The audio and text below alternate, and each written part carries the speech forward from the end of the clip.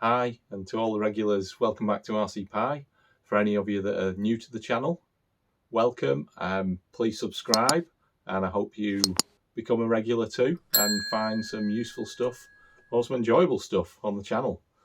Right, today I'm going to be having a look at suspension. This little car, the Tracer, has got me thinking about suspension in a slightly different way. Been thinking about different sorts of shocks and different sorts of setups. So I'm going to have a look at a couple of the theories behind suspension and why we set it up, how we do, and different ways of doing it. So straight on to that.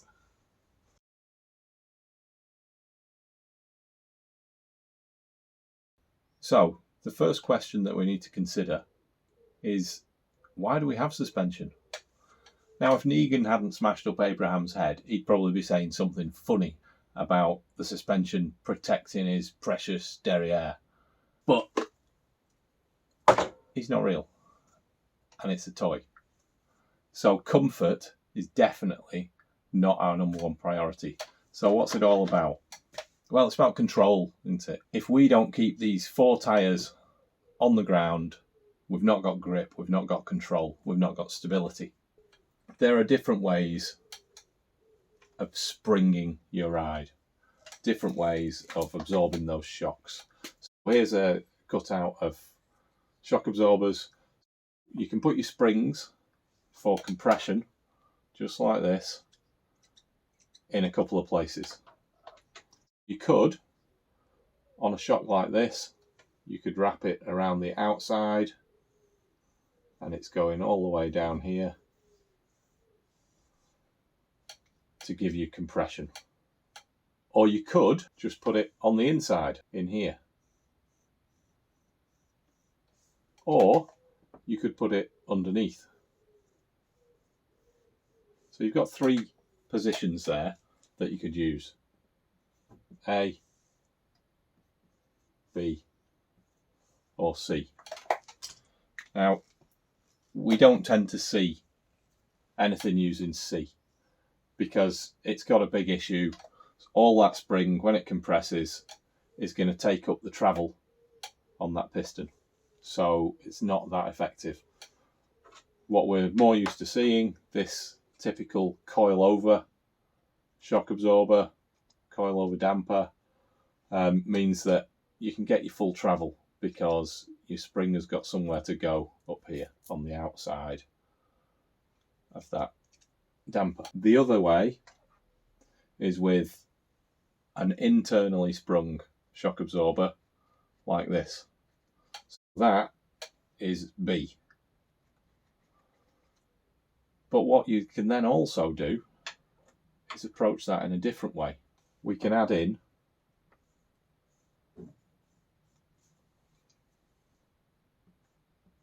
D. I think I've chosen a pen that doesn't work very well. Excuse me. This does the opposite.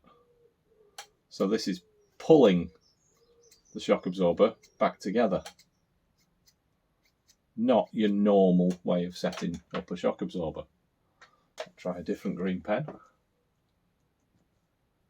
No, looks like green is no good. But there, that's D.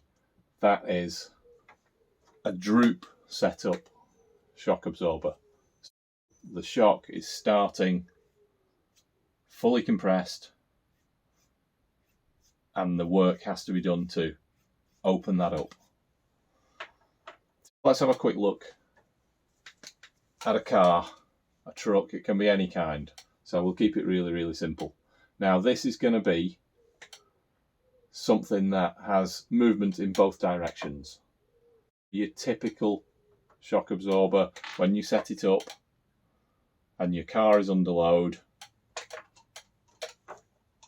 it can compress like this. It can also extend a little bit.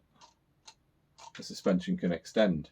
This is a bit more obvious. We've still got the compression,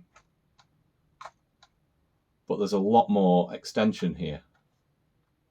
Now, why do you want extension? Well, if you've got a car going along a road or a truck going along some countryside and its suspension is sitting in the middle like this. This will mean that as the car is travelling along this way, when you come to a bump, then this wheel can move up, compressing the spring. And as you continue, when you get to a hole, the wheel can drop down. Hard to show you, but the wheel could drop down from the normal level down lower. So by having these shocks able to move up or down to compress or extend means you can drop into the holes and go over the bumps whilst the body remains fairly stable. So you've got three setups. You've got either this one where it can only extend, it can't compress. We've got this one that can only compress, can't extend, and you've got one that's under partial load, just like on this SCX24. So when it's set up, your shock is part compressed, but as it goes along, it can compress more, or it can extend into a hole. Here's three dead simple diagrams of three trucks set up in this way. This is one that's got full extension. All these shocks can do is compress. So as it goes along this bumpy road, it can't extend into any holes, so you're not going to get a smooth ride. And your ride is almost certainly hard. It must be hard because the car isn't dropping down. So you're going to get this horrible vibration. Your car's going to be bumping along. I'm sure you've seen it. I'm sure you've seen trucks going off-road that are just dead skittish over the surface. And then you've got the opposite. One that's fully compressed like this. And that's going to do the same. You're riding, your car's chassis is riding on top of your axles. And whilst your wheels can drop down, they can't move up. So again, you're going to get this skittish movement. Whereas something in the middle, if we're starting in the middle, we can come out and we can go in. We can do either. And that is going to allow you to dampen your ride and you're going to get a fairly smooth ride. So for ride, we're definitely looking at something in the middle being the best. But is it the best for everything? If we look at ground clearance, if we've got a car that's riding up high,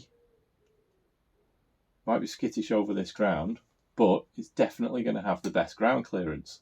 That's excellent for ground clearance. It's going to be able to get over anything. The breakover is going to be great. Your approach angle is going to be great. Your departure angle is going to be great. Fantastic, you'd think. At the opposite end, if you've got this compressed car pulling its wheels into the body, then this is going to ground, it's going to hang up really, really easily. So ground clearance wise, that's pretty horrible. And you've also got a much worse approach and departure angle. Now something in the middle that can go up and down. Okay, you're not going to have quite as much ground clearance as this super high running truck, but you're going to have pretty good ground clearance. And we know that our wheels can drop down because they have got that natural extension. They're not pulling in, they're able to drop down.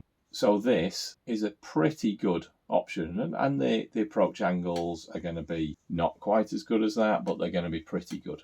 So this, okay, we'll say that's great for those things, and this is good, and this appears to be quite poor. But where you really start to see a difference the other way, and why you might want this droop kind of setup of spring, is when you're climbing or descending or traversing side hilling. Doesn't matter which one it is really. With your jacked up high running truck, your centre of gravity is sitting out here, which once you get onto a steep slope, your centre of gravity is behind the back wheel, and that means you're going to tip over. Yeah, we can see from that that is just going to tip. There's nothing to take in here. You know, it's not going to compress for any reason because it's high and it's stiff. Now, your normal sort of setup, your centre of gravity is starting to this side of your back axle. So that's good. It's starting in the right place. But because this suspension is soft, these by their nature are soft suspension setups, then your front is able to unload. So this is trying to move away from the front axle, and your back might be trying to do the opposite. So your whole weight is shifting, kind of rotating around the centre of the car, and you've got an unstable setup, which can then lead to your car tipping back. Now I'm going to use a super high-tech demonstration tool here, this 30-odd-year-old ice cream tub lid, to show you how the suspension can unload. When your truck's on a hill, you're looking at the centre of gravity relative to the back axle, as highlighted in those. So as we get a steeper and steeper slope, the body will start to unload from the axle. So that gap is going to increase when we go steeper until it gets to the point where it pulls away from the axle and then pulls the axle with it. That's unloading. It's unloading and it's going to take the car with it. That's an issue with soft suspension. Whereas if you're on a full droop setup, your car is being pulled down into your axles. They are being pulled together. If you can imagine the car is at the other end of this, well, it's not going anywhere because this is pulling your car and your axles together. So there's no question about this moving over. That is not going to happen. Forget that. And your centre of gravity is way, way, way in from that back axle because your car is running so low. So for climbing, for descending, and for side hilling, then your droop setup is really, really good.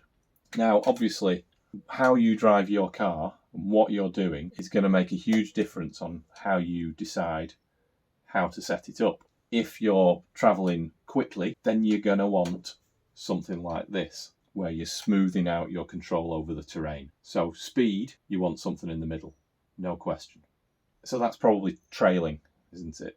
Now, if you're looking at just getting over obstacles, you're sort of monster trucking, then this high up setup is going to be great. You're not going to be going over anything too big, but you're going to be going over large obstacles. So that would be your best setup. If you are doing very, very slow, extremely large and difficult obstacles where you're putting your car in a very awkward position, then this droop setup is going to be what you're after. So we're going to have to ask, which do we want and how do we set it up? To get a droop that is not full droop like this, and certainly not full extension like that, we can combine two of these things. So the best thing to do there is to have two springs inside your shock. Or you could have one inside and one outside, but a combination. You've probably heard about pen spring modifications. So that's taking a small spring, small gauge spring, could be one out of a ballpoint clicky pen, and putting it inside under your piston, inside your shock, inside this sort of typical shock. Or you could have this sort where we're taking two different springs of different lengths and we'll put one above and one below the piston to balance it how we want. So you might be able to set it up so that you're riding about there, 25% extended or you might want it so you're 75% extended. Again, it's about the balance of what kind of driving you want to do. The reality, it's all trial and error. There isn't any perfect answer. It depends on your truck, what kind of driving you're doing, and how you want it to feel and how you want it to respond. So I'm going to do some little tests, some setup tests on the Tracer to see how different suspension setups are going to affect how it rides, how it sits, the angle that it can climb, and just have a little go of how it feels. So let's find out what that's like. It's all going to be learning for all of us. Now, I'm not claiming to be any sort of expert, and I'm certainly not saying that that's going to be the most useful, technical, or, I don't know, even interesting video about suspension that you could ever find online. But hopefully there's something in there that'll get you thinking about your setups and that'll help you in some way to visualize what's going on. So thanks very much for watching. Abraham says thanks too. He's going to look after his backside riding in the MN99 at some point. We'll see how this thing's going to run. I've not decided what setup I'm going to stick with, but have we ever? But thanks for watching. Tune in again to RC Pi. If you've not subscribed, please do so. And we'll see you soon. Enjoy your driving.